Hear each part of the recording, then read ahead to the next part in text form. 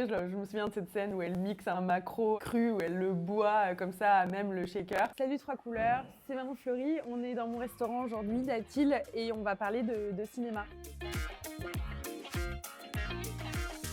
Les combattants, la première fois que je l'ai vu, je me suis dit je veux aller le revoir ce soir. Je pense qu'il y avait la figure évidemment de Adèle Haenel qui est une survivaliste et qui notamment cuisine des trucs qu'on n'a pas du tout envie de manger. Je me souviens de cette scène où elle mixe un maquereau cru, où elle le boit comme ça à même le shaker. C'est hyper drôle. Et c'est une figure aussi de femme forte qui, avec toutes les réflexions qu'on peut avoir sur l'écologie, et c'était il y a maintenant plus de 10 ans. Le deuxième film, c'est Les Chansons d'amour de Christophe Honoré. C'est un peu un fantasme aussi de la vie parisienne. Et moi qui n'ai pas grandi à Paris, je pense que c'était une manière aussi de me construire un imaginaire de ce que c'était que la vie à Paris, bien sûr avec le côté dramatique aussi que racontent les chansons d'amour. Le rayon vert d'Éric Rohmer, cette figure de femme un peu perdue, qui se pose des questions, qui s'autorise aussi à se poser des questions, qui vit seule dans les années 80 alors qu'en fait c'était pas du tout courant, qui a quand même aussi quelque chose d'assez avant-gardiste. J'ai failli d'ailleurs appeler Datil le rayon vert, j'y ai réfléchi, mais en fait il y a trop de restaurants de bord de plage qui s'appellent le rayon vert.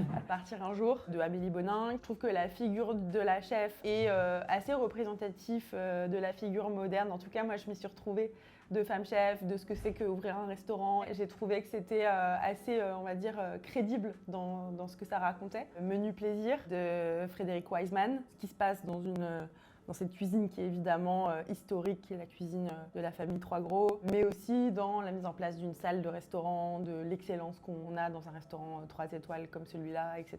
L'invention de la cuisine, que j'adore, qui suit plusieurs restaurants aussi, les coulisses de ces restaurants pendant les années 90, qui montrent bien, on va dire, les coulisses des cuisines qui détonne un peu, je pense, avec toute la mise en scène à laquelle on a été habitué avec toutes les séries de Chef's Table, etc. Il n'y a pratiquement pas de montage, il y a vraiment le temps long et presque le temps réel de ce qui se passe quand on vit dans un restaurant, et avec tout le suivi du travail sur la créativité, etc., qui est hyper intéressant.